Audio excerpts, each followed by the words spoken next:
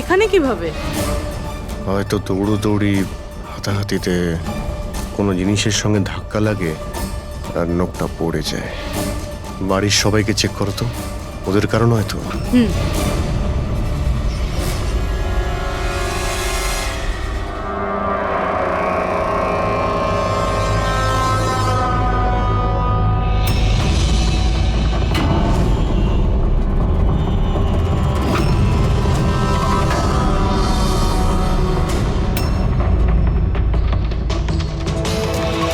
Sir, হ্যাঁ, ওই বাড়ির তো কারণ নয়, হয়তো ওই মহিলার হবে যার লাশ আশিকা দেখেছিল। তাই তো মনে হচ্ছে।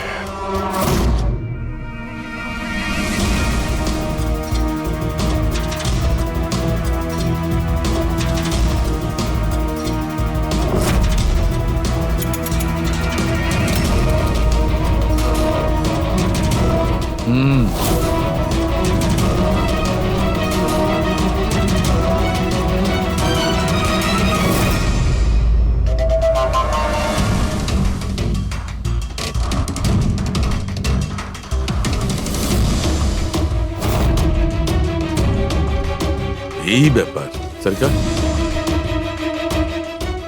রাইট জানতে পেরেছো এই নখ থেকে এটা কার? স্যার, এই নখটা ডিএনএ কোনো ফ্যামিলি মেম্বারের সঙ্গে ম্যাচ করে। কিন্তু একটা কথা জানা গেছে বস, এই নখটা যারই হোক না কেন, ও একজন মহিলা আর তার বয়স 20 থেকে 25 বছর। 20 থেকে 25 বছরের মহিলা। আর একটা কথা, হ্যাঁ,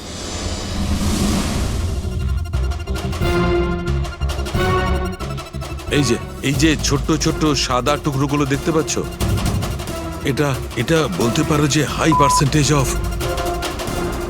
নখ থেকে পেয়েছি। এই মেয়েটা ড্রাগ অ্যাডিক্ট ছিল। হ্যাঁ, এটা ওদের পরিবারের কারণ নয়, বাইরের কারণ। স্যার, তার মানে যদি কেউ বাইরে থেকে আসে তাহলে কোনো গাড়ি, অটো বা ট্যাক্সি করেই নিশ্চয়ই আসবে। হ্যাঁ, খোঁজ নিয়ে দেখতে হবে রিক্সাওয়ালা, ট্যাক্সিওয়ালা বা ওদের মতো কেউ ওই মহিলাকে বাড়িতে ছেড়ে দিয়ে এসেছিল কিনা। স্যার, ওই আশিকা বলছিল কোনো সাফাই কর্মী অরেঞ্জ কালারের জ্যাকেট পরেছিল ওখানে।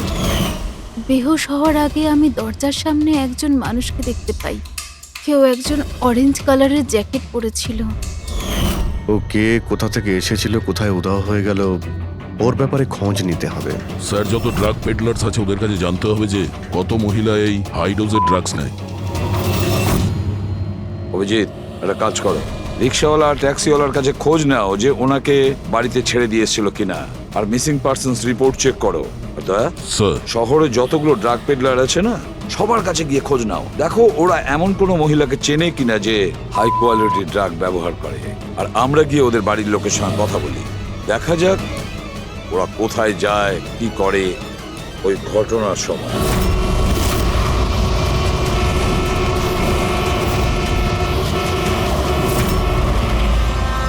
তোমাদের অ্যাসোসিয়েশন থেকে জানতে পেরেছি যে 10 তারিখ মানে পরশু রাতে তুমি শান্তিনিবাস বাংলোতে কোনো মেয়েকে ড্রপ করেছিলে। হ্যাঁ স্যার, ছেড়েছিলাম। তখন টাইম কত ছিল মনে আছে স্যার, তোমার? প্রায় 1টা নাগাদ ওই বাংলোতেই। স্যার, ও নেশার ঘরে ছিল আর বারবার ওর স্বামীকে গালি দিচ্ছিল। আচ্ছা, হ্যাঁ স্যার।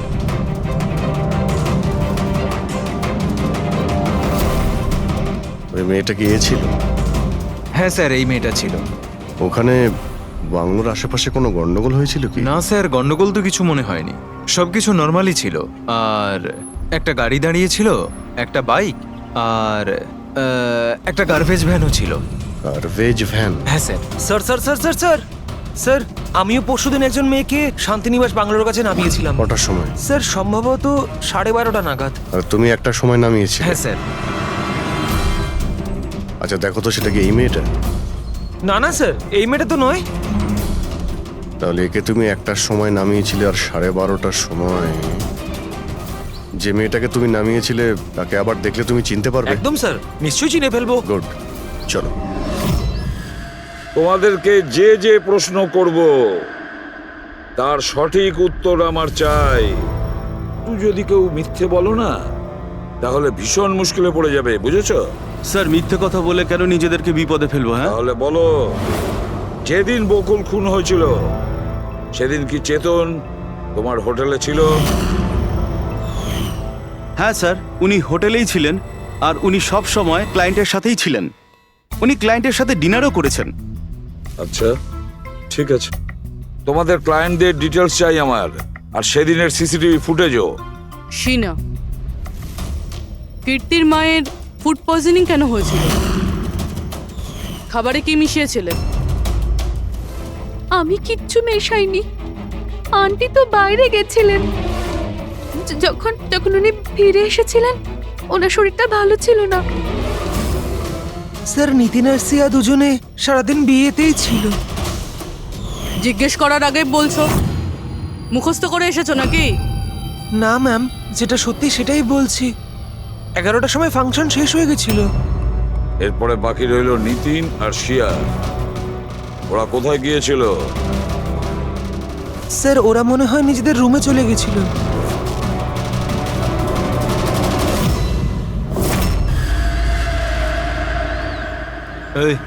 এই মাল কোথায় পাওয়া যাবে?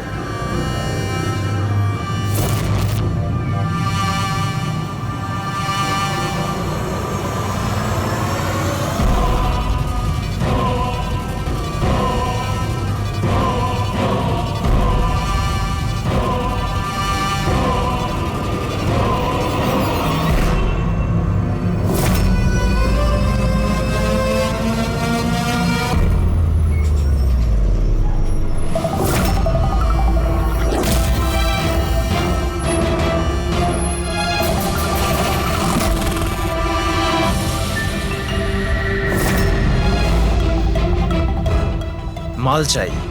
পেয়ে যাবি।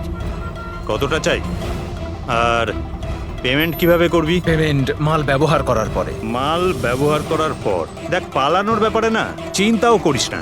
আমার কাছে সমস্ত ক্লায়েন্টের ঠিকুজি কুষ্টি আছে, আর ওই কুষ্টিতে লেখা আছে আমার ক্লায়েন্ট ওভারডোজে মরবে, নয়তো আমার বন্দুকের গুলিতে। কিন্তু তোর কুষ্টিতে লেখা আছে জেল যাওয়া। ওই সব মহিলার ফোন নাম্বার আমার চাই, যাদের তোমরা ড্রাগ সাপ্লাই করো। তাড়াতাড়ি দাও।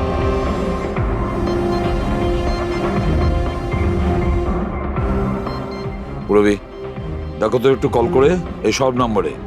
দেখো কেউ আবার উধাও হয়ে যায়নি তো।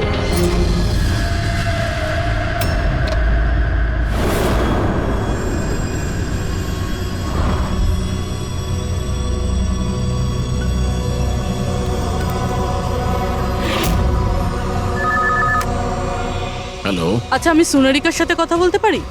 দেখুন ও তো দুদিন ধরে কাজে আসছে না। কি? এ নিয়ে তো আমাদেরও চিন্তা হচ্ছে। দুদিন ধরে? ঠিক আছে, থ্যাংক ইউ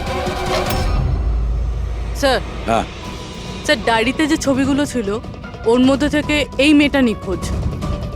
এই মেয়েটার নাম সোনারিকা, আর এ একটা বারে কাজ করে। ও দুদিন কাজে যায়নি। একে দেখে বলো তো, এ কি তোমার ক্লায়েন্ট ছিল? হ্যাঁ স্যার। তুমি কি এই মেয়েটাকে নামিয়েছিলে? হ্যাঁ স্যার, এই ছিল, এই মেয়েটাই। আশিকা নিশ্চয়ই একে দেখেছিল। বকুলের ফ্যামিলির সবাইকে ভেতরে নিয়ে এসো। একটু মন দিয়ে দেখুন এই ফটোটা। এই সেই মেয়েটা যার লাশ আপনাদের ঘরে পাওয়া গেছে। আপনারা চেনেন নাকি? হ্যাঁ, না স্যার।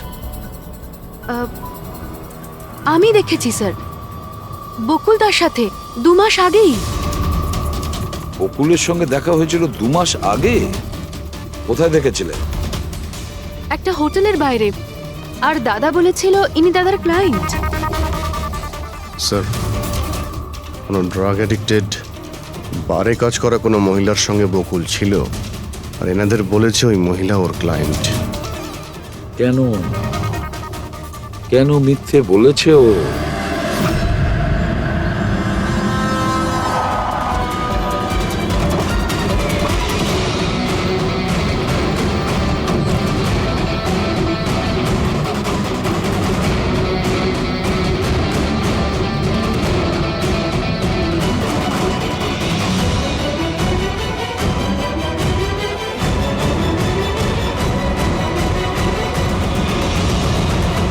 আচ্ছা, সোনারিকা এখানেই কাজ করতো না? আগে হ্যাঁ, এখানেই কাজ করতো।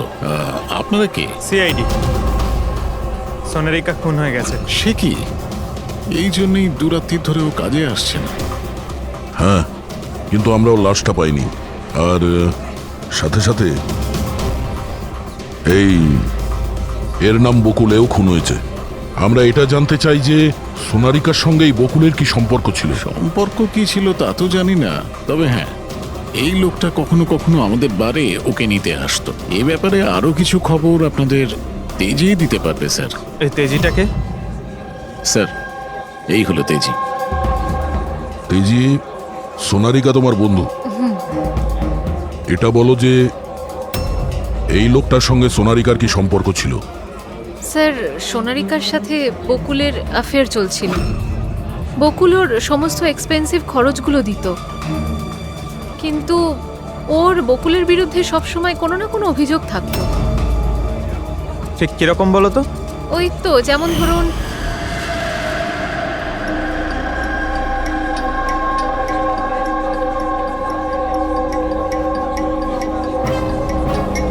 সোনারিকা কি হয়েছে?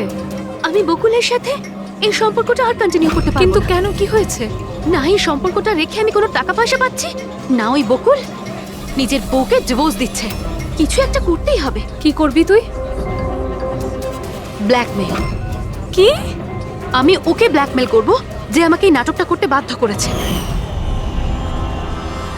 তাহলে কেউ সোনারিকাকে টাকা দিচ্ছিল বকুলের সাথে ভালোবাসার নাটক করার জন্য। মাস্টারমাইন্ড তাহলে অন্য কেউ? হ্যাঁ, আর ওই মাস্টার মাইন্ডই প্ল্যান করে এই সোনারিকা আর বকুলকে মেরে দিয়েছে। কিন্তু আশিকার ওখানে আসা প্ল্যানের মধ্যে ছিল না। বুঝে উঠতে পারছি না যে এই বকুল নিজের ফ্লাইট ছেড়ে বাড়ি কেন ফিরে আসলো। আর স্যার, খুনি যদি বকুলের গার্লফ্রেন্ডকে মারতেই চেয়েছিল তাহলে অন্য কোথাও মারতে পারতো, ওই বাড়িতেই কেন মারতে গেল? হতে পারে খুনি প্রথম থেকেই জানতো যে বকুলের বাড়িতে কেউ নেই, সেই কারণে ও মিথ্যে কথা বলে সোনারিকাকে ওখানে ডেকেছে, আর সেই সময় বকুল আর আশিকা ওখানে পৌঁছে গেছে। এটা হতে পারে, কিন্তু স্যার, লাশটাকে ঘরের বাইরে কোথায় নিয়ে যেতে পারে আর কিভাবে? কারণ বকুলের বাড়ির সমস্ত গাড়ি তো আগে থেকেই বাইরে ছিল।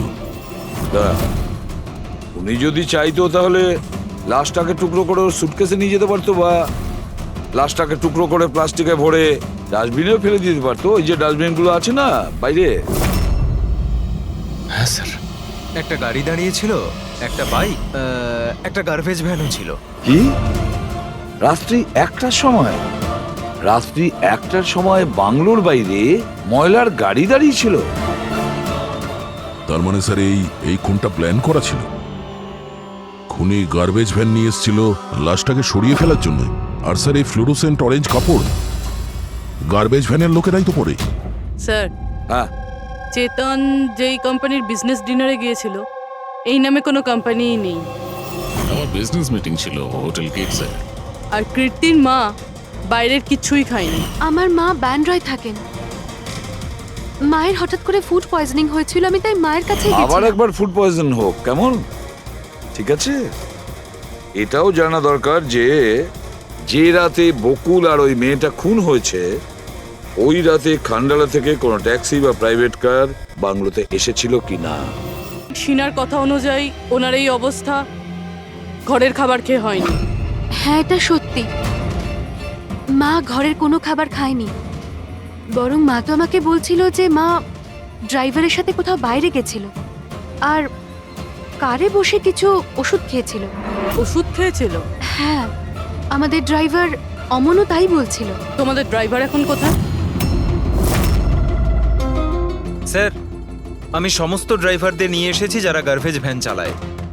আমরা একটা গার্বেজ ভ্যানের সন্ধান পেয়েছি, যেটা মাঝরাতে রাস্তার মাঝখানে দাঁড়িয়েছিল, যাতে লাশ বয়ে নিয়ে যাওয়া হয়েছিল। ভ্যানের ব্যাপারে জানতে পেরে গিয়েছি।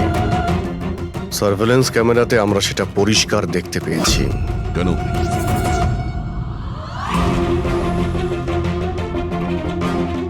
তুমি না ওই ভ্যানের ড্রাইভার? না না স্যার, আমি কিছুই জানি না। আমার ভাই নিয়ে গেছিল এই ভ্যানটাকে, আর এবারে ও সেটাকে কোথায় নিয়ে গেছিল, কেন নিয়ে গেছিল, আমাকে কিছুই বলেনি ও স্যার। ফোন করো কে? হ্যাঁ স্যার।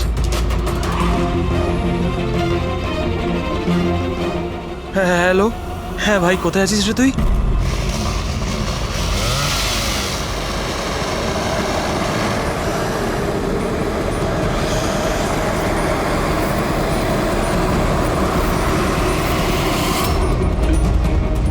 কি ভাই, কেমন আছেন?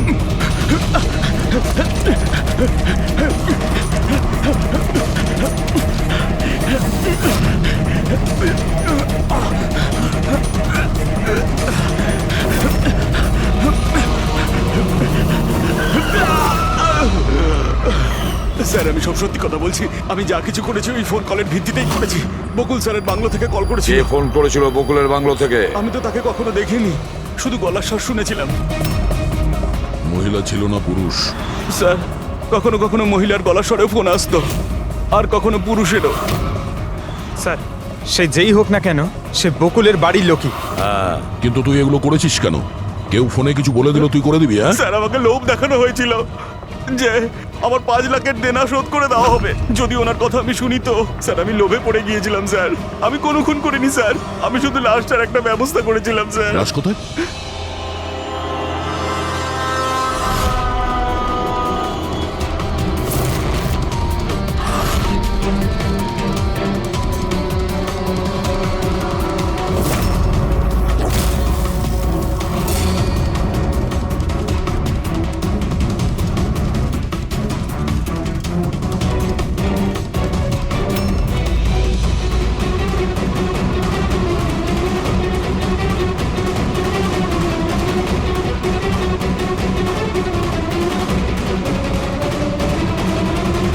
না, এই মেয়েটার গলা টেপা হয়েছে আর তাতেই ওর মৃত্যু হয়েছে।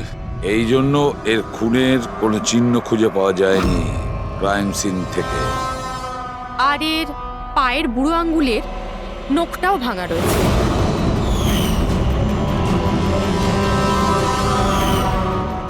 আর ডক্টর এগুলো কি? এই যে হলুদ হলুদ দাগ? এটাই তো এই কেসের সবচেয়ে বড় সূত্র। চলুন সবাই দাঁড়িয়ে যান। দাঁড়ান। আর কত জিজ্ঞাসাবাদ করবেন আপনারা? সবই তো বলে দিয়েছি আমরা। এবার আর কোনো জিজ্ঞাসাবাদ করবো না। হ্যাঁ, আপনাদের প্রত্যেকের নার্কো টেস্ট হবে। Narco test? কিন্তু কেন? কারণ আপনাদের মধ্যে কেউ যে সত্যিটা বলছে না। আপনাদের কাছে কোর্টের পারমিশন আছে এই নার্কো টেস্টের জন্য? হ্যাঁ,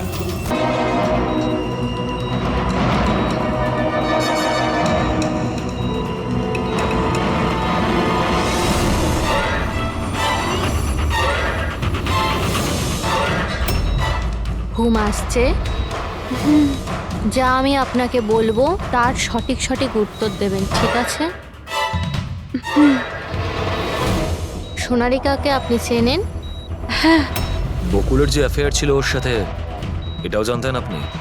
হ্যাঁ, আমার দুজনকেই সন্দেহ হতো। তাহলে আশিকাই ওকে খুন করেছে?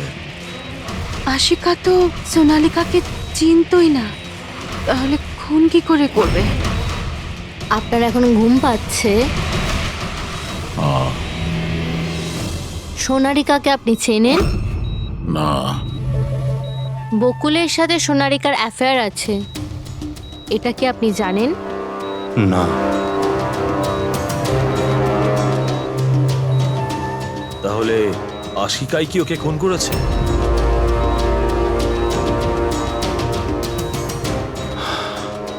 আশিকা সোনালীকে চিনত, আর এই আশিকাই বকুল আর সোনালীকে খুন করেছিল। ও নিজেই এই খুনের ষড়যন্ত্রটা রচনা করেছিল। আশিকা চালচলন কিছুদিন ধরেই খুব অদ্ভুত লাগছিল। এই কথাটা আমি বকুলকে বলেছিলাম। কি হয়েছে স্যার? কিছুই হয়নি নিতিন, শুধু এটাই বলার ছিল টুথ সিরাম অ্যাপ্লাই করলে মানুষ শুধু এটুকুই উত্তর দেয় যতটুকু তাকে প্রশ্ন করা হয়, এর থেকে বেশি কিছু বলে না। ব্যাপারটা হলো মানুষের ব্রেন নিজের মেমোরি শেয়ার করে কিন্তু ওপিনিয়ন দেয় না, যেটা তুমি দিয়েছো। এখন সব কথাগুলো সত্যি সত্যি বলে দে, নাহলে তোকে আসল সিরামটা দিতে হবে।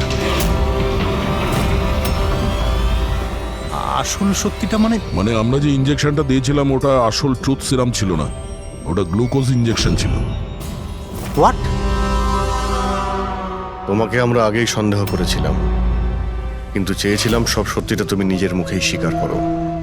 নিতিন, সবকিছু তুমি খুব চতুর ভাবে দিয়েছো, কিন্তু মেয়েটার গলায় যে হলুদ রং লেগেছিল না,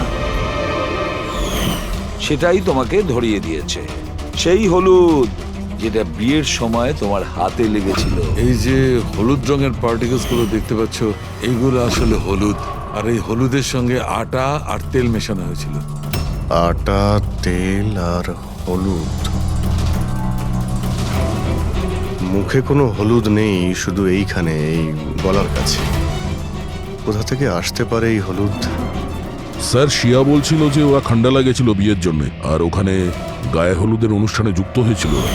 বকুল 500 কোটির রাজত্ব চালাতো, সেই রাজত্ব যেটা আমি তৈরি করেছিলাম, কিন্তু আমাকেই ওই রাজত্ব থেকে বার করে দেওয়ার চেষ্টায় ছিল। ওর সঙ্গে তুমি কথা বলতে, ওকে বোঝাতে। কথা বলার অনেক চেষ্টা করেছিলাম স্যার, অনেকবার চেষ্টা করেছিলাম, কিন্তু ও শুনতো তবে না।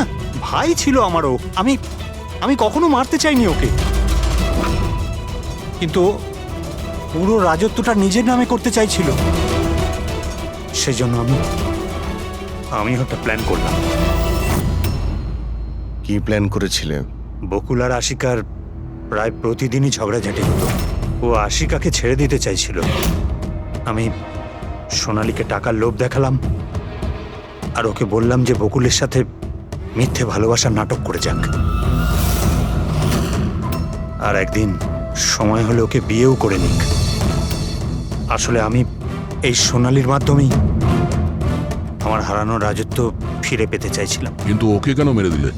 ও তো তোমার সঙ্গই দিচ্ছিল। সেটা প্রথমে স্যার, কিন্তু পরেও আমাকে ব্ল্যাকমেইল করা শুরু করলো। আর সেই জন্যই তুমি মেয়েটিকে কায়দা করে বাড়িতে ডেকে নিয়েছো। হ্যাঁ স্যার, সেই রাতে আমি এমন সিচুয়েশন ক্রিয়েট করলাম যাতে কি সমস্ত লোক বাড়ির বাইরে থাকে। আমিও ওয়াইফকে নিয়ে খান্ডালা চলে গেলাম, আর যেই আমার ওয়াইফ ওষুধ খেয়ে শুয়ে পড়লো, আমি সঙ্গে সঙ্গে ট্যাক্সি নিয়ে এখানে চলে এলাম, আর আমনকেও ডেকে নিলাম।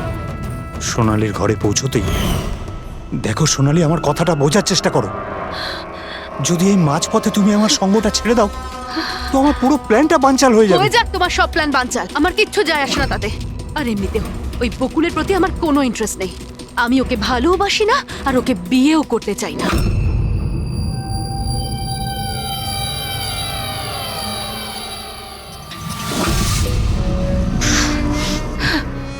দেখো, যদি তুমি আমাকে সঙ্গ না দাও না, তো খুব পস্তাবে, বলে দিলাম। হুমকি আমি দিচ্ছ তুমি আমাকে? হুমকি দিচ্ছ? হ্যাঁ, এমনটাই ভেবে নাও।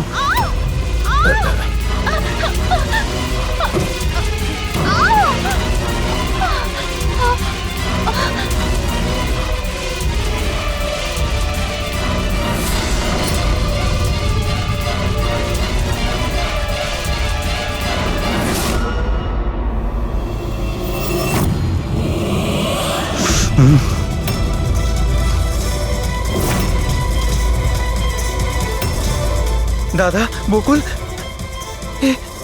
এটা কি করলে তুমি? না না, এই সোনালী আমাকে ফাঁসানোর চেষ্টা সোনালী, করছে। আমি পুলিশকে ফোন করব। আমি এক্ষুনি ফোন করছি। বকুল!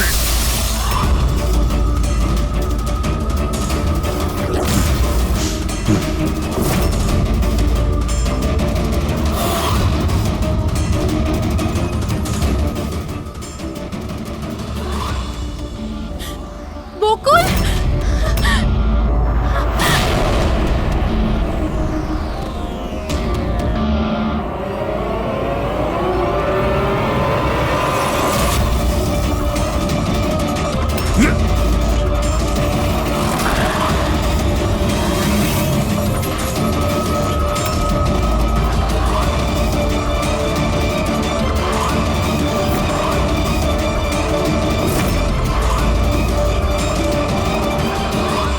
আমি অমলকে ফোনে প্রথমেই বলে দিয়েছিলাম সোনালির লাশটা একেবারে সরিয়ে ফেলতে, আর ও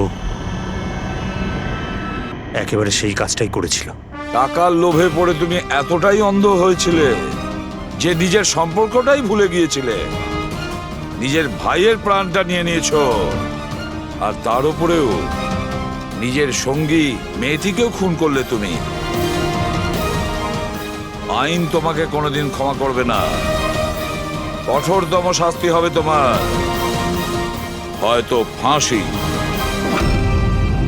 কার চুরির কথা আপনারা কি করে জানলেন? অমিত বাবু, আপনি দুদিন আগে ভি কার ডিলারের কাছ থেকে একটা সেকেন্ড হ্যান্ড গাড়ি কিনেছিলেন। আপনার সঙ্গে আর সমস্ত যে গাড়িগুলো ওরা বেচেছিল ওগুলো সব চুরি হয়ে গেছে। শুধু আপনার গাড়ি চুরি হয়নি, আর চোর সেটা চুরি করতে চায়। অফিসার, আমি কোনো সেকেন্ড হ্যান্ড গাড়ি কিনিই নি, তাহলে চোর কি চুরি করবে? কি?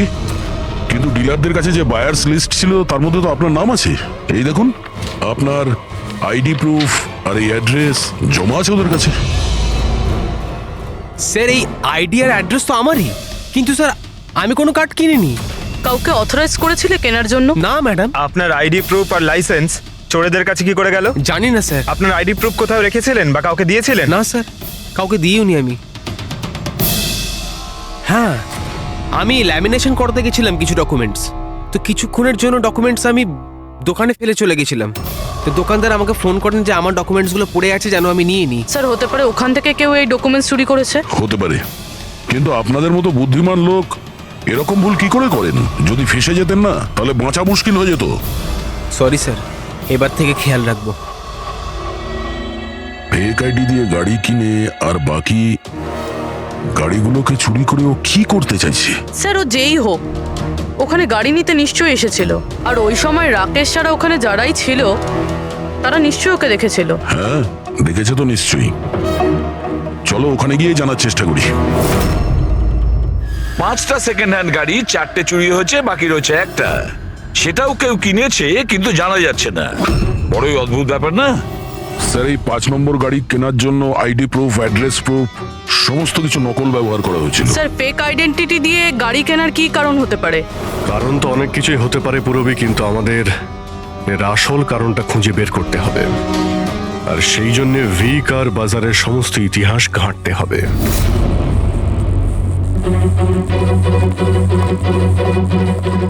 স্যার, স্যার, নরেশ কুমারের সমস্ত রেকর্ড আমি চেক করলাম, যে ভি কার বাজারের মালিক ছিল। প্রত্যেকটা অকশনে অন্তত 5টা গাড়ি বিক্রি হতো। তাহলে অভিজিৎ, আগে যারা গাড়ি কিনেছিল তাদের ব্যাপারে নিশ্চয়ই জানা গেছে। হ্যাঁ স্যার, প্রত্যেকেরই ব্যাকগ্রাউন্ড চেক করেছি। প্রত্যেকেই স্যার খুবই সম্মানীয় ব্যক্তি, কোনো ক্রিমিনাল রেকর্ড নেই, ঠিকঠাকই আছে। কিন্তু এখন যে গাড়িগুলো চুরি হচ্ছে সেগুলোর রেজিস্ট্রেশন থেকে তো আমরা কিছু জানতে পারি গাড়িগুলোর ব্যাপারে। স্যার, ওই সমস্ত গাড়িগুলো উধাও হয়ে গেছে, আর ওই রেজিস্ট্রেশন নাম্বারের কোনো গাড়ি বর্তমানে নেই স্যার। আচ্ছা, লোকেদের জিজ্ঞাসাবাদ করেছো?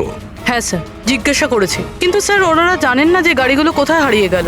তাহলে আমরা খোঁজ নেব ওই গাড়িগুলো কারা চুরি করছে, যেটা পাওয়ার জন্য একটা খুন পর্যন্ত হয়ে গেল। হ্যাঁ সালুকে বলো। আচ্ছা, তাহলে ঠিক আছে, আমরা আসছি। হ্যাঁ, সালুকে কিছু পেয়েছে।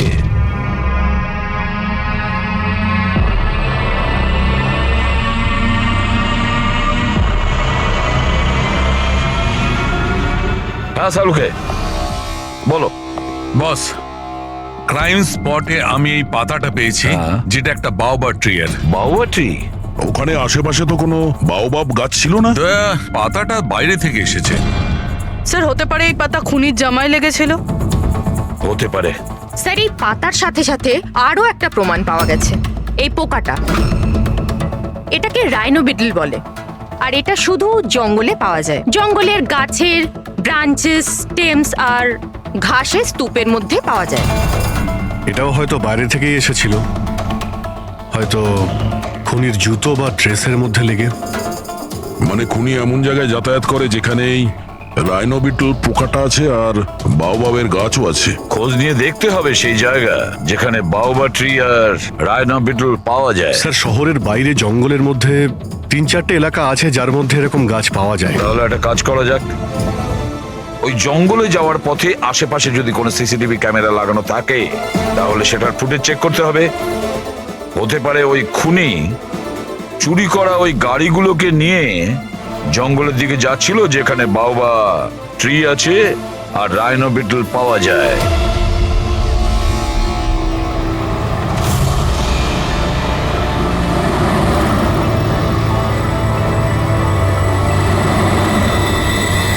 এই হলো সেই জঙ্গলের এলাকা যেখানে ওই ধরনের গাছ পাওয়া যায়। পঙ্কজ, এই এলাকায় যতগুলো সিসিটিভি ক্যামেরা আছে ওদের সবার ফুটেজ চেক করো।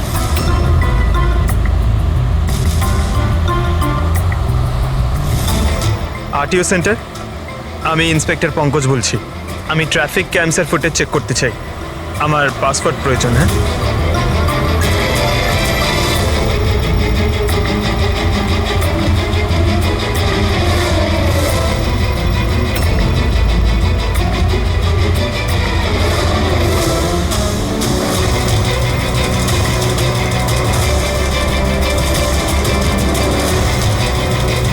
গাড়ি তো আসছে।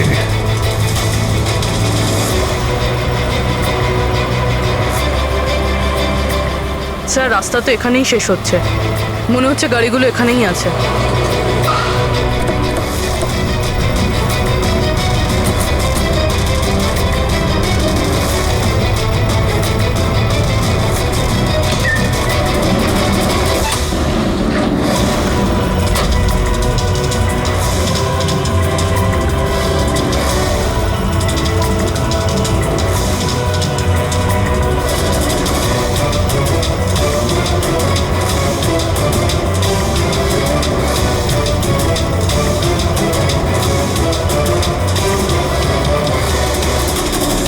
জঙ্গলের মাঝখানে এইরকম জায়গা বানিয়েছে।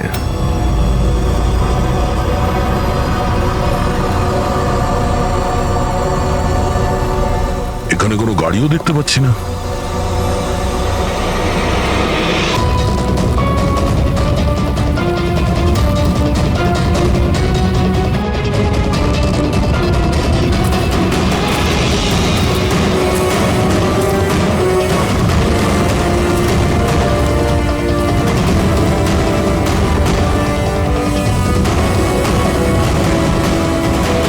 যাওয়া আসার তো এই একটাই রাস্তা, আর তো কিছু দেখতে পাচ্ছি না।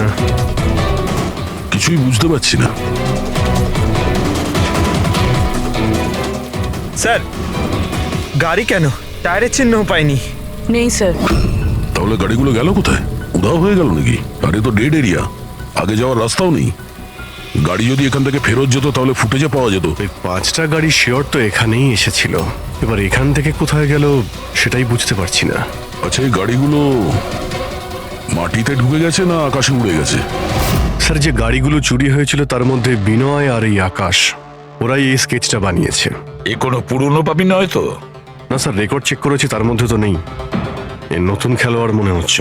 আচ্ছা, গাড়িগুলোর সঙ্গে স্যার এও নিখোঁজ। হ্যাঁ, এই দেখুন, ভি কার ডিলার্সের রেকর্ড আর অরিজিনালের মধ্যে পার্থক্য আছে। এর মধ্যে সবকিছু লেখা আছে স্যার, কতগুলো গাড়ি কিনেছে, কোথা থেকে কিনেছে, কতগুলো গাড়ি বেচেছে আর কাকে কাকে। অনেক জায়গা থেকে এরা কার আর বাইক কিনেছিল, তারপরে বিক্রি করে দিয়েছে। মনে হচ্ছে এটা ওই চুরি হওয়া গাড়িগুলোর লিস্ট। হ্যাঁ স্যার, ওই লিস্টই এগুলো। আর এই লিস্টের হিসেবে 5টা নয়, 6টা গাড়ি আছে। কিন্তু স্যার, রাকেশ তো আমাদের 5টা গাড়ির ব্যাপারে বলেছিল। বাবার মৃত্যুর পর 5টা গাড়ি পড়েছিল, যেটা আমি অকশন করে দিয়েছি। তার মানে রাকেশ আমাদের মিথ্যে বলেছে। মিথ্যে বলেছে রাকেশ। জিজ্ঞেস করতে হবে রাকেশ 6 নম্বর গাড়িটা কি করলো আর কেন মিথ্যে বলেছে আমাদের।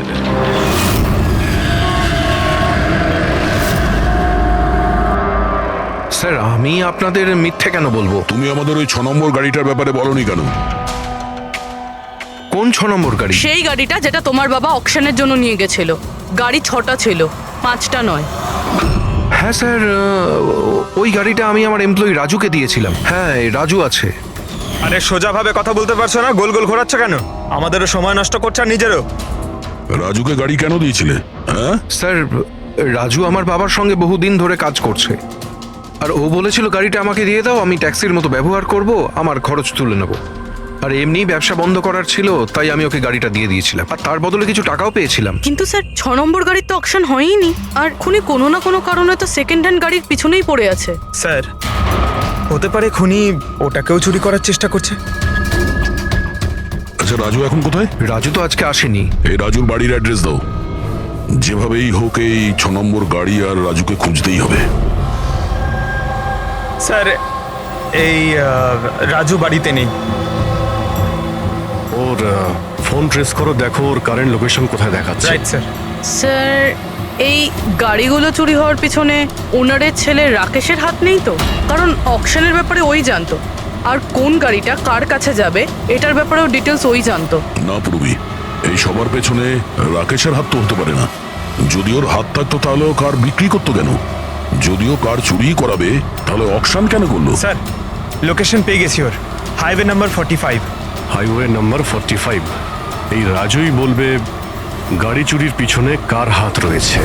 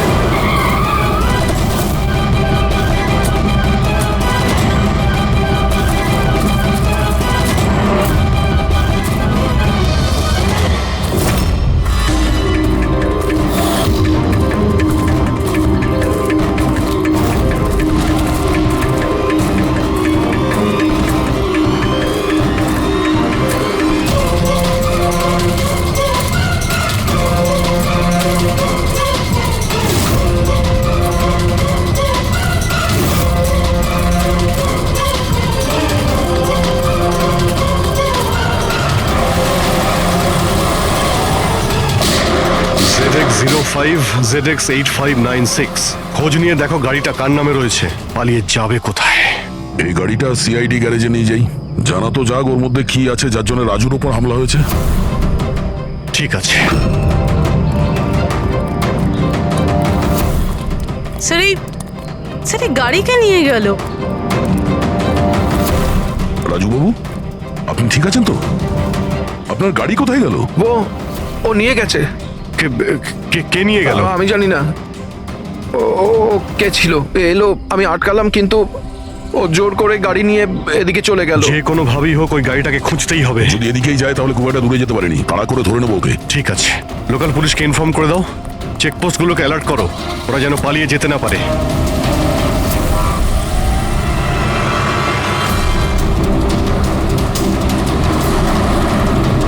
শহরের আউটার এরিয়া এটা, সামনে চেকপোস্ট আছে, আমার মনে হচ্ছে এদিক দিয়েও যাবে না, আমরা আগে থেকে বাঁদিকে নিয়ে নিচ্ছি। ওই তো গাড়িটা।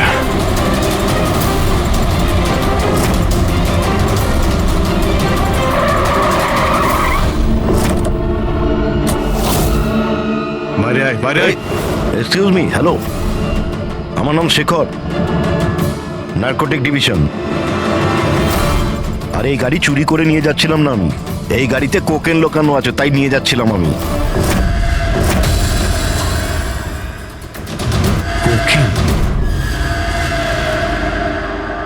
ওই 5টার মধ্যে পাইনি, সেই জন্য এই গাড়িটার পিছনে পড়েছিল। তুমি এত শিওর হয়ে কি করে বলছো যে এই গাড়ির মধ্যে কোকেন আছে? হ্যাঁ, এই দেখুন, বিখ্যাত ড্রাগলার টনি, আমরা কয়েক বছর ধরে একে ফলো করছি। ভি কার ডিলারের মালিক নরেশ, মানে রাকেশের বাবা, আর টনি, দুজনের একসাথে কারবার। খুব ইন্টারেস্টিং ফ্যাক্টর স্যার, কয়েক বছর আগে পর্যন্ত নরেশ খুব ছোটখাটো একটা অটোমোবাইলের ব্যবসা করতো। ও ব্যাংক্রাফ্টে হয়ে গেছিল, ওর ব্যবসা বন্ধ হতে চলেছিল, কিন্তু হঠাৎই এক রহস্যময় লোক ওর ব্যবসায় টাকা ইনভেস্ট করে, আর ও রাতারাতি ও বড় কার ডিলার তৈরি হয়ে যায়, আর বিখ্যাত। আর এই বিজনেসে ইনভেস্ট করার লোকটা হলো এই টনি। ঠিক তাই। তাছাড়া টনির সঙ্গে সঙ্গে আরেকজন ড্রাগ মাফিয়াও আছে যে অ্যাব্রড থেকে ইন্ডিয়ায় ড্রাগ সাপ্লাই করে। কে সে? তার ব্যাপারে জানতে পারলেন কিছু? ওটাই তো আমরা ইনভেস্টিগেশন করছিলাম স্যার, খোঁজ নেওয়ার চেষ্টা করছিলাম ওনার, কিন্তু নরেশের মৃত্যু হয়ে গেল। তবে টনি এর মধ্যে 25 কিলো কোকেন সাপ্লাই করেছে। আর সেই কোকেন এই গাড়ির মধ্যেই রয়েছে। এক্স্যাক্টলি। নরেশের মেন বিজনেস হলো কার বেচার নাম করে এই ড্রাগসের ছিল। ঠিক তাই। এই জন্য নরেশ পুরনো গাড়িকে নতুন করে রং করে ওতে ড্রাগ ভরে লোক দেখানো অকশন করতো। খুব সহজেই ড্রাগসের সাপ্লাইও হয়ে যেত, আর কেউ সন্দেহ করতে পারতো না। রক্সানার আগেই নরেশের মৃত্যু হয়, আর ওনার ছেলে এই গাড়িটা কাউকে বিক্রি করে দেয়, এটা না জেনে যে ওই গাড়ির মধ্যে ড্রাগস রয়েছে। সেই জন্য টনি ওই গাড়িটা চুরি করছিল, যাতে ড্রাগস রিকভার করতে পারে। হ্যাঁ ঠিক আছে, দেখা যাক গাড়ির মধ্যে কোথায় ড্রাগস লুকোনো আছে।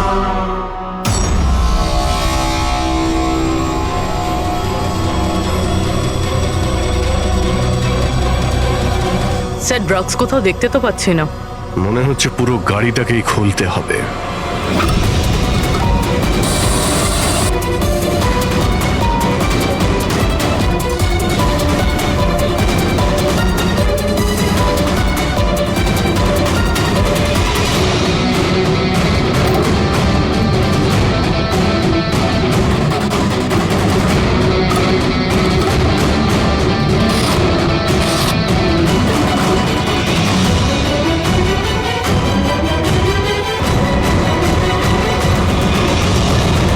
স্যার, ড্রাগস এখানে তো কোথাও নেই। হতে পারে ওই 5টা গাড়ির মধ্যে রয়েছে, কিন্তু ওগুলো তো পাওয়া যাচ্ছে না। এরকম তো হতে পারে যে গাড়ি থেকে ড্রাগ বার করে নেওয়া হয়েছে আর তারপর গাড়িকে ভ্যানিশ করা হয়েছে। আমি এক কাজ করি, আমার কিছু ইনফরমার্স আছে, সেখানে ওদেরকে ট্যাপ করার চেষ্টা করি, আর যেই কিছু পাবো আমি আপনাদের ইনফর্ম করে দেবো। ওকে, থ্যাংক ইউ।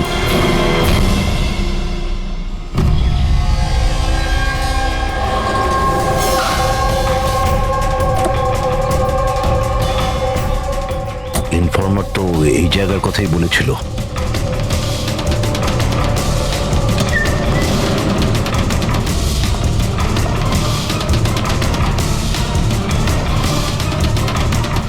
হ্যাঁ বলুন। আমি এখানে কিছু পেয়েছি, আপনারা তাড়াতাড়ি এখানে চলে আসুন, আর সঙ্গে করে ডক্টর শালুঙ্কাকেও নিয়ে আসবেন, আর ওনাকে বলবেন যে পোর্টেবল করোসিভ কেমিক্যাল ডিটেক্টরটাকেও নিয়ে আসতে। কি হয়েছে, কিছু পেয়েছেন আপনি? আপনারা প্লিজ তাড়াতাড়ি চলে আসুন এখানে, একবার এলেই আমি আপনাদের সব এক্সপ্লেন করে দেবো, প্লিজ। Thank you.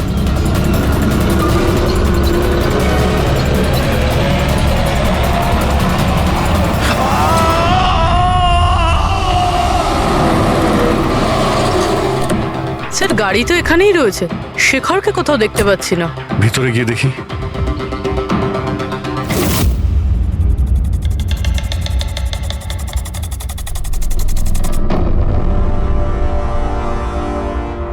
অভিজিৎ, তুমি এখানে একটা অদ্ভুত গন্ধ পাচ্ছ না? হ্যাঁ স্যার, একটা কেমন গন্ধ পাচ্ছি, একটু ঝাঁঝালো টাইপ। এইখান থেকেই আসছে, এই যে জলটা পড়ে আছে না, এইখান থেকেই। কিন্তু স্যার, এখানে হচ্ছিলটা কি?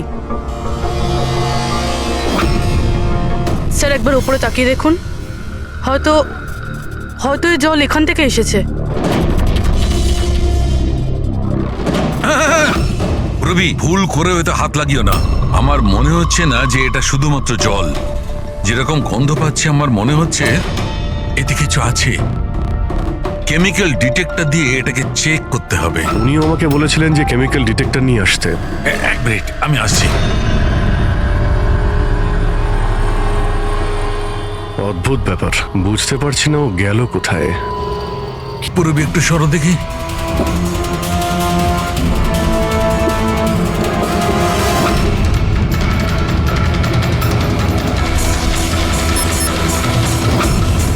অজিত, আমার সন্দেহ একদম ঠিক ছিল। এটা শুধুমাত্র জল নয়, এটাতে খুবই পাওয়ারফুল আর সাংঘাতিক কেমিক্যাল মেশানো আছে, যা মুহূর্তের মধ্যে যে কোনো জিনিসকে গলিয়ে দিতে পারে। কিন্তু স্যার, আমরা তো কেমিক্যালের উপরে দাঁড়িয়ে আছি, আমাদের তো কিছুই হয়নি, জুতো একদম ঠিক আছে। অভিজিৎ, কপাল ভালো, কেমিক্যালটা এখনো কাজ করছে না, কম মাত্রায় আছে, তাই আমরা বেঁচে গেছি। অভিজিৎ, এই যে জলটা না, এই জলটা এখানে এই জন্য এসেছে যে এখানে ধোয়া হয়েছিল কেমিক্যালটাকে। কেমিক্যালটা এখানে কেন ইউজ করা হয়েছিল? কি হয়েছিল কি এখানে?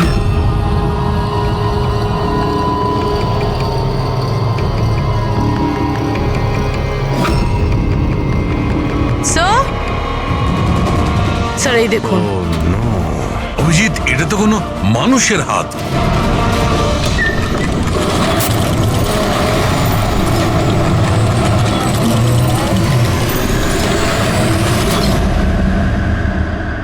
এটা কি করে বন্ধ হয়ে গেল? অভিজিৎ, দেখেছো? এই দেখো, এটা হচ্ছে একটা মেকানিক্যাল ডিভাইস। এরই সাহায্যে দরজাটা বন্ধ করা হয়েছে। কোনো একটা রিমোট দিয়ে দরজাটা বন্ধ করা হয়েছে। বাইরে বের হবো কি করে? বেরোনোর তো একটাই রাস্তা ছিল। কেন, এখানে আর কোনো রাস্তা নেই? স্যার, আমরা আগে এখানে এসেছি। স্যার, ভিতরে আসার এই একটাই রাস্তা। আমরা আটকে গেলাম।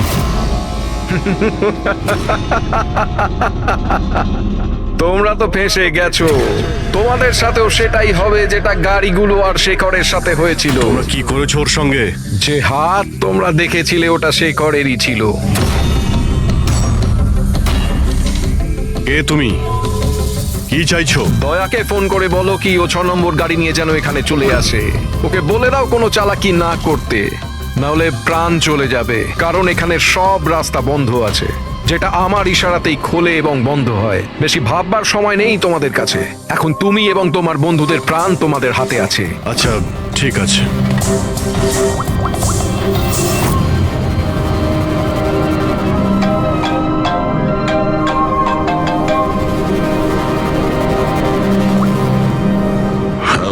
আরে ভাই, ওই 6 নম্বর যে গাড়িটা পেয়েছো সেটা নিয়ে এক্ষুনি এখানে চলে এসো। ওই জঙ্গলের ভিতরে যে একটা ওয়্যার হাউস ছিল না? হ্যাঁ, সব ঠিক আছে তো? হ্যাঁ, সব ঠিক আছে ভাই, একটু আর্জেন্ট আছে। আর একটা কাজ করো, তুমি এসব কথা এসিপি স্যারকে বলো না, আর শ্রেয়াকেও বলো না, ওকে? শ্রেয়া? অভিজিৎ, হ্যালো। অভিজিৎ, তোমার কি মনে হচ্ছে তুমি খুব স্মার্ট? আমি বলেছিলাম কোনো চালাকি না করতে। তুমি শ্রেয়ার নাম কেন নিলে? আমি জানি তোমাদের টিমে কোনো শ্রেয়া নেই। এখন তোমরা সবাই মরবে। কি হয়েছে স্যার? অভিজিতের ফোন ছিল, বলছিল আমি এই গাড়ি নিয়ে ওয়্যার হাউসে যাই যেন, তাও একলা। এসিপি আর শ্রেয়াকে যেন এই কথাটা আমি না বলি। শ্রেয়া? অভিজিৎ স্যার শ্রেয়ার নাম কেন বললো? ও তো সিআইডির জন্য আর কাজও করছে না। মনে হচ্ছে অভিজিৎ কোনো প্রবলেমে আছে। আমাদের জন্য কোনো ওয়ার্নিং, বিপদের কোড এটা। চলো।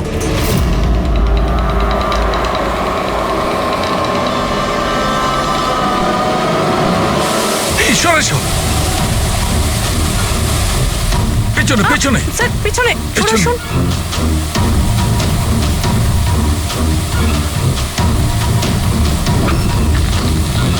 Abhijit, forensic kit.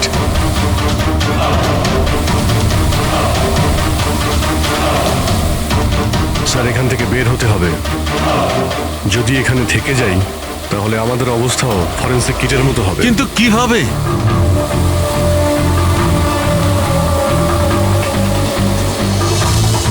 মাটিতে কেমিক্যাল রয়েছে, হ্যাঁ, কিন্তু দেওয়ালে নয়। আমরা দেওয়াল দিয়ে বের হব। দেওয়াল দিয়ে? ঝুলে। ঝুলে? স্যার, আর কোনো উপায় নেই। পূরবী, হ্যাঁ স্যার। তুমি এদিক দিয়ে যাও, আমি স্যারকে ওই দিক থেকে নিয়ে যাচ্ছি। স্যার, অভিজিৎ,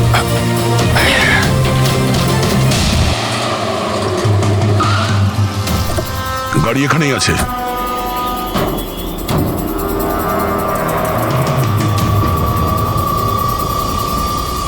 স্যার, এটা তো লক। ভেতরে যাওয়ার কোনো না কোনো রাস্তা আছে পঙ্কজ, এসো।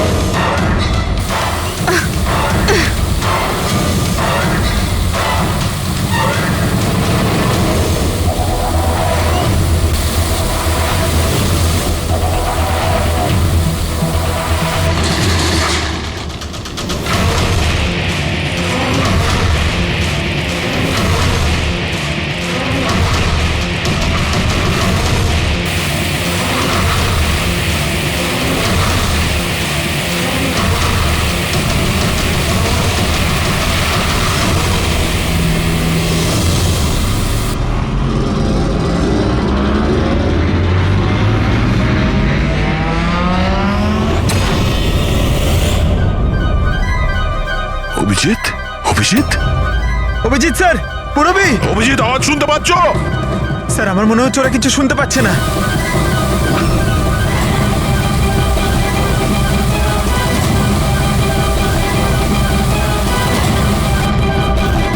এই জায়গাটা কোথায়?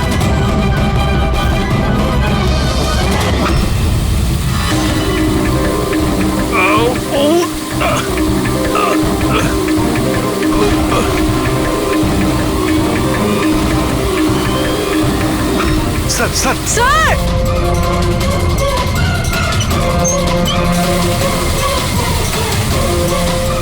অভিজিৎ, অভিজিৎ, তোমরা যাও, আমাকে ছেড়ে দাও। স্যার ছাড়বেন, আমি আসছি আমি। না না না, আমাকে নিয়ে ভেবো না, তোমরা যাও। স্যার না!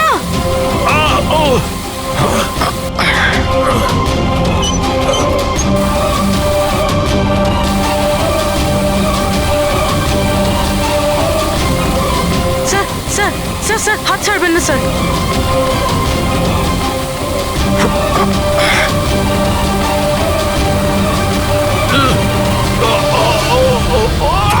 Sir, sir!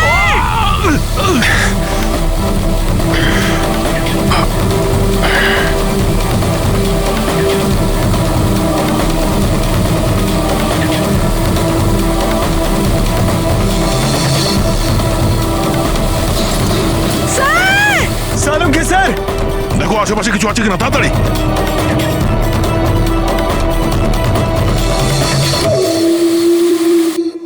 পঙ্কজ, দরজা খুলে গেছে। স্যার হাত।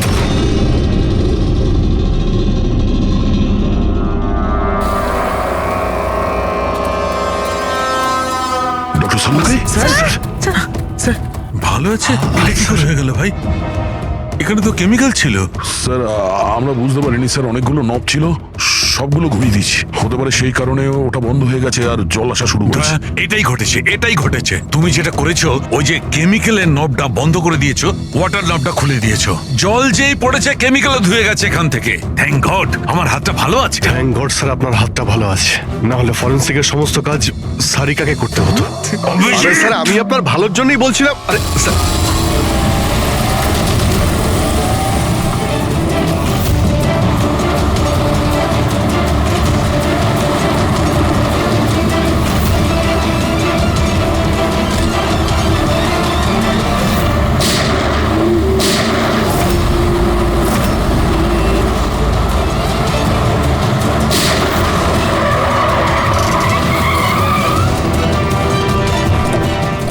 দাঁড়া। তুমি রাকেশ? তাহলে তুমি এই ড্রাগস র্যাকেটের মাস্টার মাইন্ড।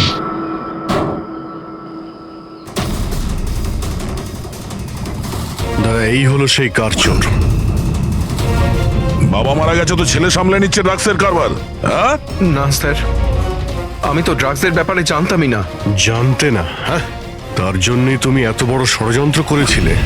শেখরকে তো মেরেই ফেলেছো তোমরা, আর আমাদেরও মারার চেষ্টা করেছিলে। স্যার আমি না, এ আর টনির লোকেরা করেছিল। স্যার ড্রাগসের ব্যাপারে ওই বলেছিল, আর গাড়িগুলো ওই চুরি করেছিল। তাহলে তুমি এর সাথে কিভাবে? ও আমার কাছে এসে বলেছিল যে তোর বাবা গাড়িতে 25 কিলো ড্রাগস লুকিয়ে রেখেছে। 5টা গাড়িতেই খুঁজে নিয়েছিলাম, ড্রাগস পাইনি। 6 নম্বর গাড়ি কোথায়? ও, তখনই তুমি বুঝতে পারলে যে কোটি টাকার ড্রাগস তুমি তোমার এমপ্লয়ি রাজুকে দিয়ে দিয়েছো গাড়িতে। হ্যাঁ, কোটি টাকার ড্রাগসের কথা শুনে আমার মনেও লোভ এসেছিল, আমিও এর সাথে মিলে গেছিলাম। গাড়িতে তো ড্রাগস ছিল না, আমরা তো খুঁজে দেখেছি।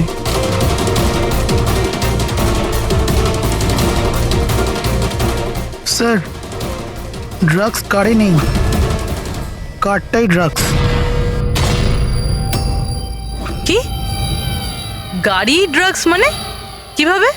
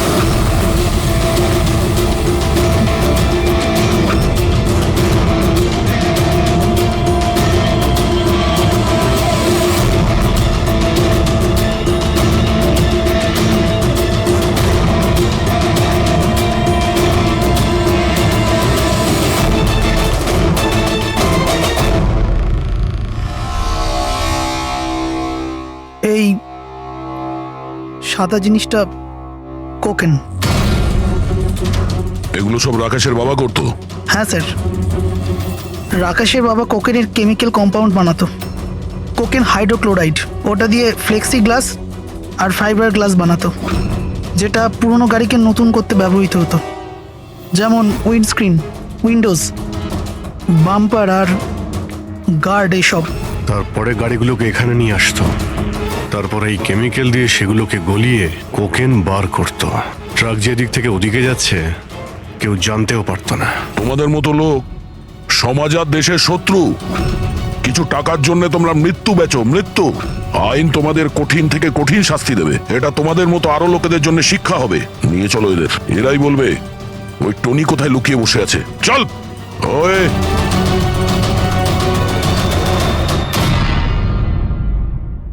কি বলবেন? প্রডিউসার হলাম আমি, টাকা আমি ঢালছি জলের মতন। 10টা ফিল্ম হিট দিয়েছি, 10টা। স্যার আমার কথাটা তো শুনুন না।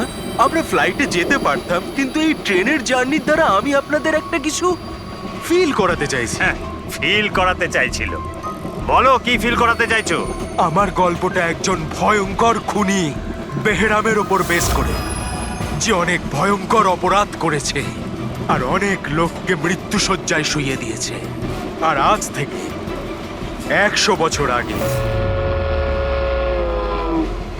এই রুটে বেহরাম একটা ভয়ঙ্কর ক্রাইম করেছিল।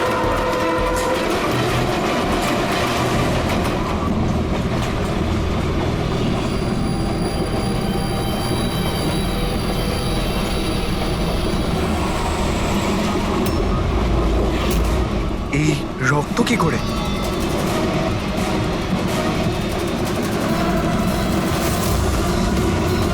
বাথরুমে লাশ।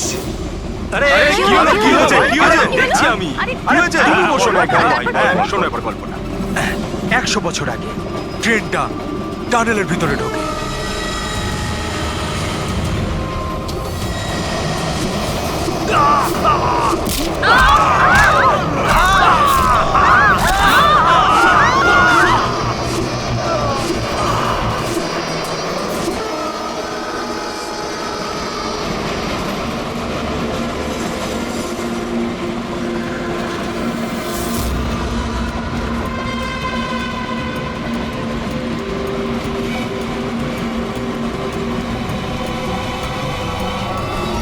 আমরা কোনো প্যাসেঞ্জারকে যেতে দিইনি, সবাই এখানেই আছে। এই সরো সরো সরো সরো সরো সরো সরো সরুন সরুন সরুন। আসুন স্যার।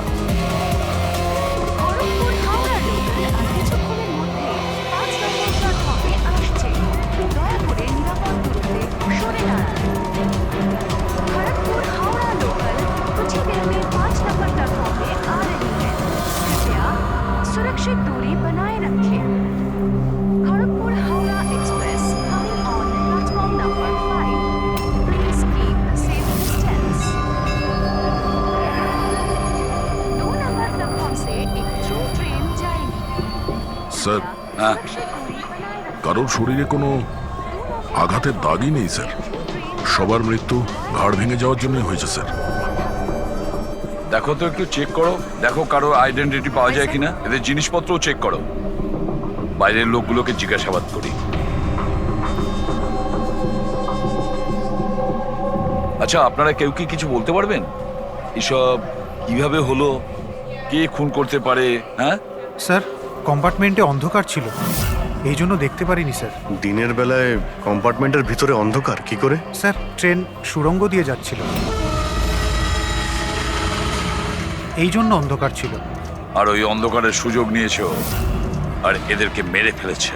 স্যার, লুটপাটের জন্যই খুনগুলো হয়েছে। যখন এই ট্রেনটা সুড়ঙ্গর ভেতরে গেল, তার আগে কম্পার্টমেন্টে কাউকে দেখেছিলেন যাকে সন্দেহ হয়? কোনো চোর কিংবা ডাকাত? না স্যার, আমি এরকম কাউকে দেখতে পাইনি। কিন্তু টানেলে ঢোকার আগে আরে স্যার, ছেড়ে দিন স্যার, একটা চেঁচানোর আওয়াজ পেয়েছিলাম। কার চিৎকারের আওয়াজ শুনেছিলেন? স্যার, আমি তো বাথরুমে গেছিলাম স্যার। বাথরুমে একজন লোকের লাশ দেখে আমি এতটাই ভয় পাই যে চিৎকার করে ফেলি। মানে প্রথমেই ওই লোকটার খুন হয়, তারপরে বাকিদের খুন করা হয়। ফ্রেডি, কিছু পেলে নাকি? স্যার, এই আই কার্ডটা পেয়েছি। এই লোকটা ট্রেনে ওয়েটার ছিল। স্যার, এটা তো নয় যে এই কাজটাকে সফল করার জন্য ট্রেনে ওয়েটার হয়ে ঘুরছে। হতে পারে। আচ্ছা, একটা কথা বলুন, আপনাদের কি কাউকে কারোর ওপর কোনো সন্দেহ হয়েছিল কোনো লোককে দেখে? হতে পারে সে ওয়েটারের ড্রেস পরে বা রেলের স্টাফ সেজে এসেছিল। হ্যাঁ হ্যাঁ স্যার, একটা লোক ছিল, খুব রোগা মতো, মোটা মোটা গোঁফ ছিল, খুব অদ্ভুত লাগছিল। স্যার, আমি দেখেছিলাম উনি মোটা আর ক্লিন শেফ ছিল না। ও আচ্ছা, ফেডরিক, একটা কাজ করো, ট্রেনের বুকিং অফিস থেকে রিজার্ভেশনের চার্ট চাও আর তাতে দেখো এই বগিতে কতজন লোক বসেছিল আর সব প্যাসেঞ্জাররাই এখানে প্রেজেন্ট নাকি বাইরে চলে গেছে। হ্যাঁ, আচ্ছা, এনার পাশের সিটে কে বসেছিলেন? আমি। ও, তাহলে তুমি তো জানবেই কি হয়েছিল, কে করেছিল। না স্যার, সবকিছু এত তাড়াতাড়ি হলো যে কিছু বুঝতেই পারলাম না। কিন্তু আমি শুধু ওই লাল রঙের কাপড়টা দেখেছিলাম, ওই যে ওইখানে রয়েছে।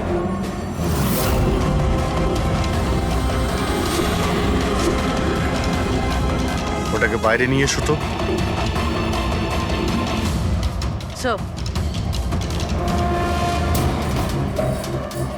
এই কাপড়টা আবার খুনির নয় তো? স্যার, এটা খুনেরই কাপড় স্যার। তুমি কি করে জানলে যে এই কাপড়টা খুনেরই? আমি জানি স্যার, সবকিছু জানি। এরকম প্রথমবার হয়নি। এক মিনিট, কি বললে তুমি? সবকিছু জানো? তার মানে কি? 100 বছর আগে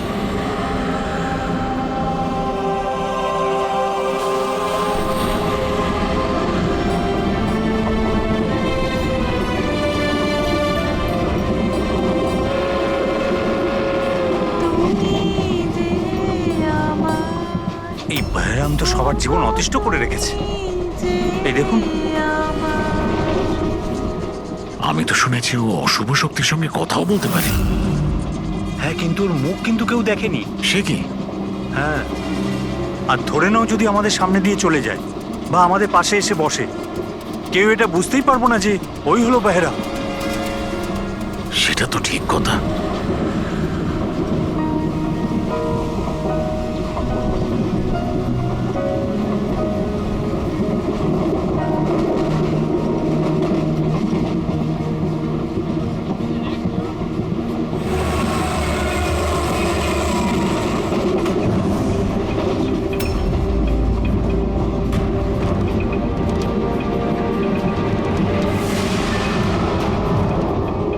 সাবিত্রী? যদি সাবিত্রী এখানে থাকে তাহলে ওখানে কে বসে আছে? সাবিত্রী? সাবিত্রী? সাবিত্রী? সাবিত্রী?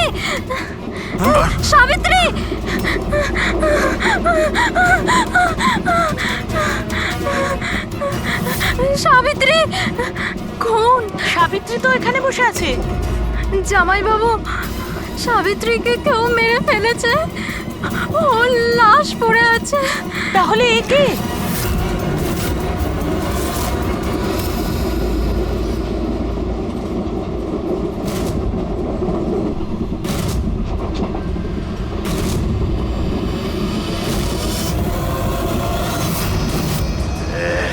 বেহরা বেঁচে গেছে।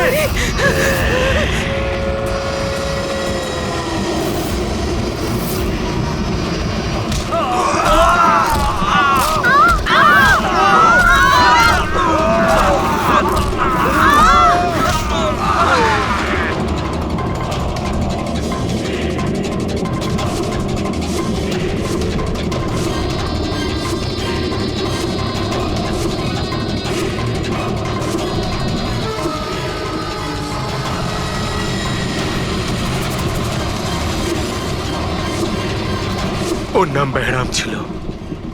মারার পরও নিজের প্রমাণ রেখে যেত, লাল রুমাল। ভীষণই ভয়ঙ্কর খুনি ডাকাত ছিল। আর আমার মনে হয় যে এই সব কিছুর পিছনে ওরই হাত রয়েছে। তুমি এসব কি করে জানলে? স্যার, আমি একজন ফিল্ম রাইটার। আমি ওর ব্যাপারে অনেক রিসার্চ করেছি। আজ থেকে 100 বছর আগে আজকের দিনেই এইরকম হয়েছিল। তার মানে তুমি বলতে চাইছো যে 100 বছর বাদে আবারই বেহরাম জীবন্ত হয়ে গেছে আর ও লোককে খুন করছে? হ্যাঁ হ্যাঁ স্যার।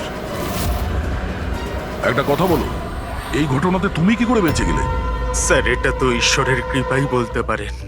ঈশ্বরের কৃপা নাকি তোমার? এমনটা নয় তো যে এদের সবাইকে তুমিই মেরেছো? স্যার কিসব কথা বলছেন? আমি একজন ফিল্ম রাইটার, খুনি নই। কি ব্যাপার ম্যাম, আপনি কিছু বলতে চান? দেখুন, ভয় পাবেন না, যা জানেন আপনি সোজাসুজি বলুন। ম্যাম, এই ছেলেটা 8 ঘন্টা ধরেও সিটে ছিল না। কখনকার কথা বলছেন? এই ঘটনাটা ঘটার পর। যখন খুন হয়েছিল তুমি কোথায় ছিলে? স্যার, এই মহিলা মিথ্যে বলছে। আমি ওয়াশরুমে গেছিলাম। ওয়াশরুম? ওখানে তো লাশ ছিল, তুমি দেখতে পাওনি? হ্যাঁ,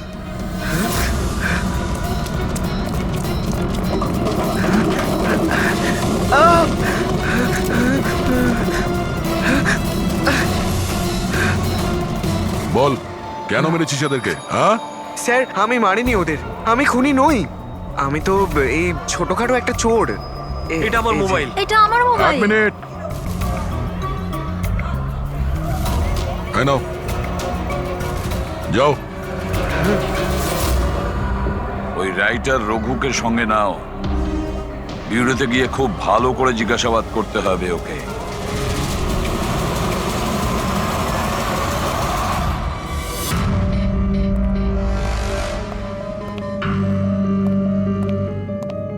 হ্যাঁ দয়া, রঘু কিছু বললো কেন ও খুন করিয়েছে? না স্যার, একই কথা বলে যাচ্ছে স্যার। আমি একজন রাইটার, আমি বেহরামের ওপর ফিল্ম বানাচ্ছি, আর সেই কারণে ইন্টারনেট থেকে জেনেছিলাম বেহরামের ব্যাপারে। ইন্টারনেট থেকে। রবি, একটু দেখো তো ইন্টারনেটে বেহরামের ব্যাপারে কি জানা যায়, কি আছে ওর ইতিহাসে। স্যার, এখানে লেখা আছে যে বেহরাম একজন বহুরূপী ছিল আর খুব ভয়ঙ্কর খুনি ছিল। লোকজনকে নৃশংসভাবে মারত। অনেকে তো এটাও বলে যে ও ভূত প্রেতেও বিশ্বাস করত। হ্যাঁ, 100 বছর আগে ট্রেনে একটা ভয়ঙ্কর ঘটনা ঘটে, আর সেই ঘটনা বেহরামই ঘটায়, কিন্তু বেহরাম ধরা পড়েনি। আর স্যার, এই কোনো নামী অ্যারিস্টোক্রেট ফ্যামিলিরও খুন করেছিল। বেহরামই মেরেছিল শ্যামলীকে।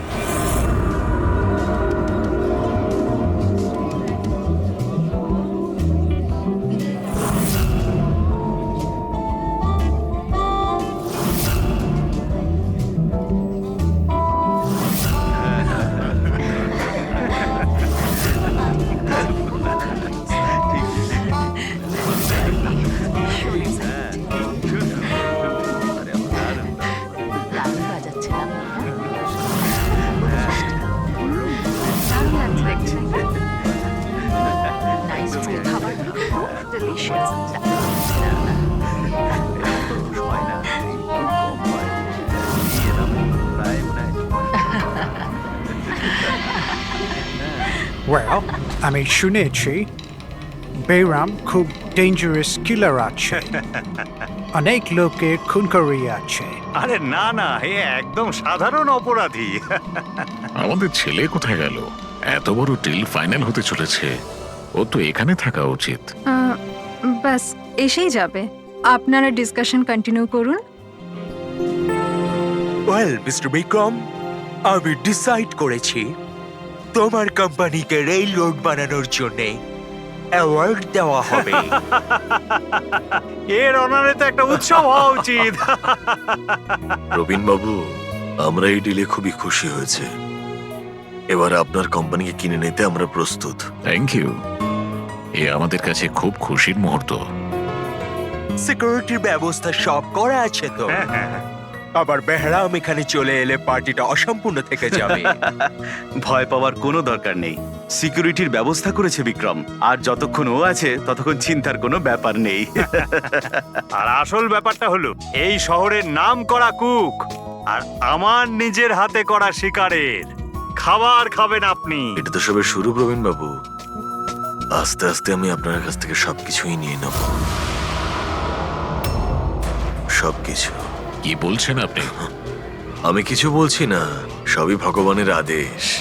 উনি আপনাকে বেছে নিয়েছেন, এর তো আপনার সৌভাগ্য। যে আপনি এই বিশেষ অধিকার পেতে চলেছেন, যেমন আপনার ছেলে পেয়েছিল? দেখবেন নাকি? দেখুন তাহলে, টেবিলের নিচে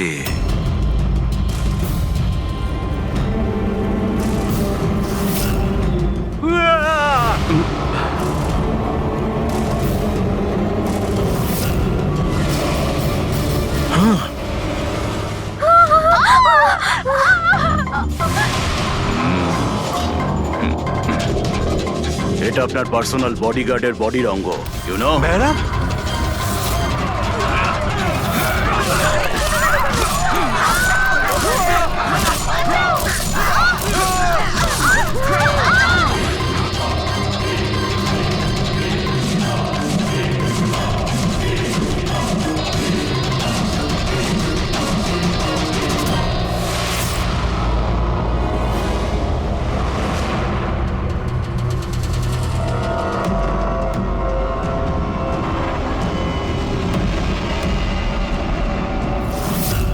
স্যার, সব কিছু ঠিক তেমনই যেরকম 100 বছর আগে বেহরাম করেছিল। ঠিকই বলছো, যেমন এই লাল স্কার্ফটা, রোম একই রকম, খুন করার পদ্ধতিও একই রকম, গলা কেটে। আর সেই সময়ও এখানে 8 জন ছিল, আর আজও 8 জনই আছে। স্যার এই দেখুন, এই গলায় চেন টানার দাগ রয়েছে স্যার, এখানে চুরিও হয়েছে।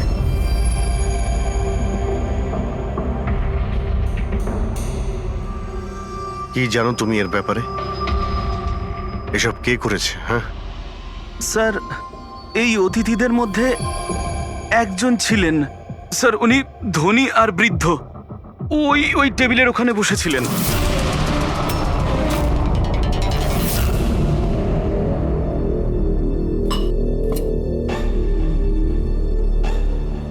একজন বুড়ো মানুষ খুন করছেন,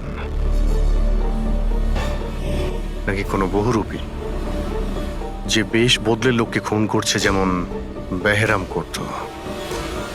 ওই বুড়োটা সবাইকে মেরে ফেললো, শুধু তোমাকে মারলো না। স্যার, হঠাৎ করে লাইটটা চলে যায়, আর আমি লাইটটা ঠিক করার জন্য বাইরে গিয়েছিলাম। তখন এখানে শুনতে পাই যে অনেকে চিৎকার করছে, আর অন্ধকারও ছিল এখানে স্যার। আর যখন আমি ফিরে এলাম, হঠাৎ করে লাইট এলো, আর সবাইকে দেখলাম যে এখানে মরে পড়ে রয়েছে। আর ওই বুড়ো লোকটা আমার দিকে এগিয়ে আসতে থাকলেন, কিন্তু আমাকে কিছু না করে উনি চলে গেলেন। ট্রেনের রাইটার আর এখানে ইচ্ছে করে এদেরকে ছেড়ে দিয়েছে, যাতে ওর খুনের ব্যাপারে এরা দুজন সবাইকে বলতে পারে। ওকেও বিরতি নিয়ে চলো, ট্রেনের প্যাসেঞ্জারদের ছবি দেখাই, যদিও খুনিকে চিনতে পারে।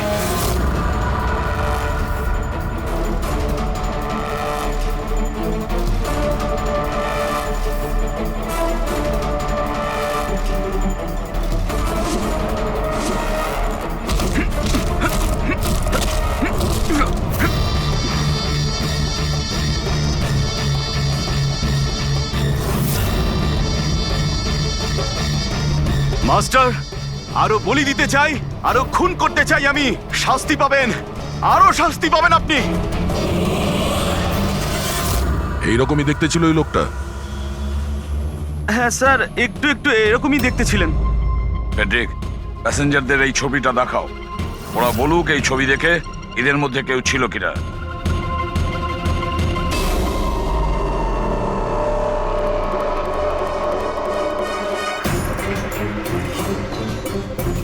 স্যার, সঠিকভাবে তো বলতে পারবো না, কিন্তু এই 4-5 জনের মধ্যে কেউই ওরকম দেখতে নয়। মনে হয় কেউ ছদ্মবেশে এসেছিল। স্যার। হ্যাঁ পুরবি। স্যার, খুনি একটা মেসেজ পাঠিয়েছে সিআইডির জন্য নেটে। আচ্ছা, ঠিক আছে, থ্যাংক ইউ, তুমি যেতে পারো।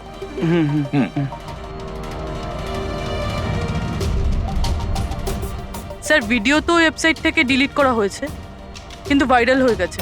অনেক মানুষই এটা কপি করে নিয়েছে, আমাদের কাছেও একটা আছে। এই সব কিছু এসিপির জন্য হয়েছিল। আমি এসিপিকে নিজের গুরু মানতাম, গুরু দ্রোণাচার্য, আর আমি ওনার একলব্য হওয়ার চেষ্টা করছিলাম। আমি অভিজিৎ আর দয়ার থেকে অনেক ভালো। ওদের থেকে অনেক ভালো কাজ করি, কিন্তু এই এসিপি আমার মন ভেঙে দিয়েছে। এসিপি আমাকে যোগ্য মনেই করেননি। এর জন্য আমি নতুন একটা মেন্টর তৈরি করেছি, বেহরাম। এসিপি এবার বুঝতে পারবেন উনি কত বড় ভুল করেছেন। আমাকে ওনার শিষ্য না করে এই সমস্ত খুন খারাপি চলতেই থাকবে, আর যখন যখন খুন হবে তখন এসিপি নিজের ভুল বুঝতে পারবেন। পুরবি, তুমি জানতে পেরেছো যে এই ভিডিওটা কোন অ্যাকাউন্ট থেকে আপলোড হয়েছে? স্যার, এই অ্যাকাউন্টে এনক্রিপ্টেড, কিছু বুঝতে পারছি না। স্যার, এক্সপার্টকে ডাকবি, হয়তো উনিই বলতে পারবেন কোন অ্যাকাউন্ট থেকে আপলোড করা হয়েছে। কিন্তু কে হতে পারে? স্যার, যেই হোক আপনাকে খুব ভালো করে চেনে। হতে পারে আপনার অতীতের সঙ্গে জুড়ে আছে। তাহলে কে?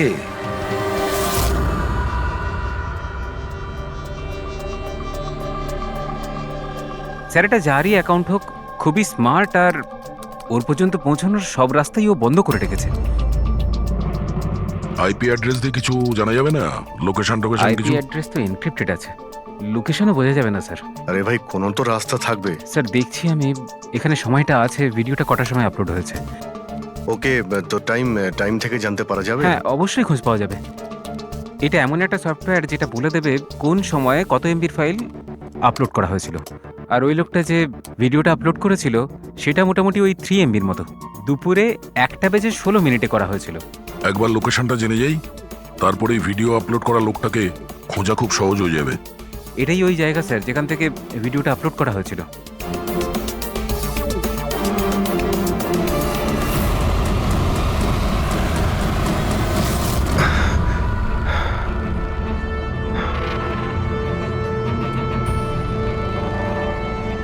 স্যার, অ্যাড্রেসটা তো এখানেরই, আর এখানে তো কেউ নেই।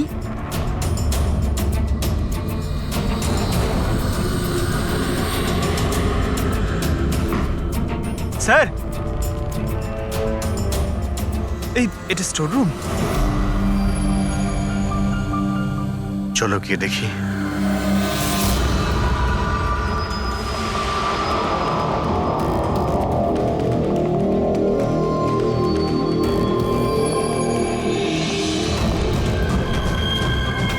এসব কি হচ্ছে এখানে?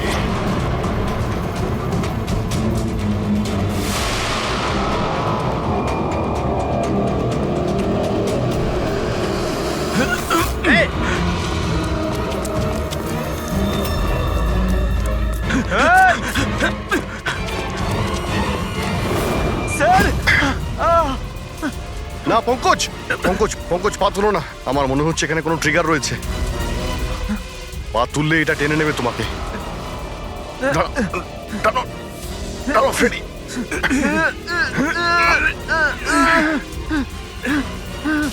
পঙ্কজ, নড়বে না। স্যার,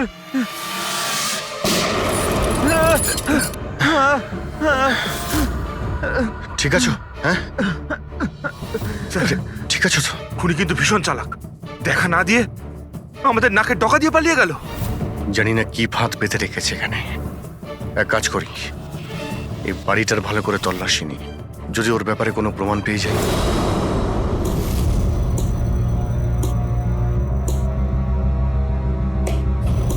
কি ভাবছো বস?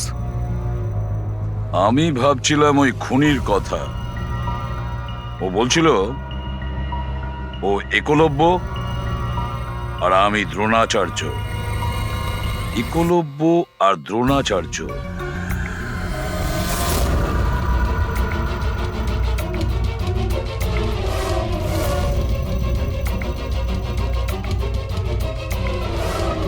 স্যার, এই বেহরাম বইটা পেলাম, হতে পারে এতে কিছু আছে। এই বেহরামের মূর্তিটা নিচেও ছিল না, বেসমেন্টে? এটা তো অনেক পুরনো বই, আর এটা অনেক বছর আগে লিখেছিলেন কোনো ব্রিটিশ অথর। এর মধ্যে তো বেহরামের অপরাধের ব্যাপারে ডিটেলসে লেখা আছে।